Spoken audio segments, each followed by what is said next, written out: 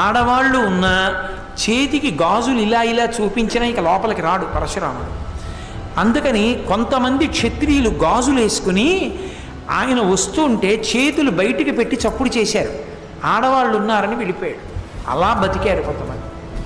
మిగిలిన వాళ్ళందరినీ చంపేశాడు. శిశువుల్ని కూడా మిగల్చలేదు.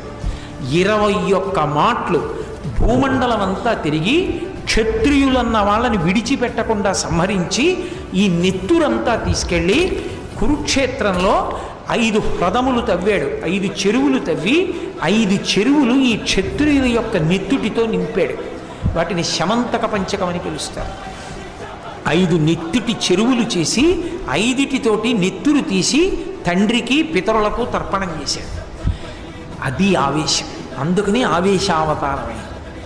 అంత ఆవేశాన్ని పొందినటువంటి అవతారం. దాని ఉద్ధతి అసలు దాని గురించి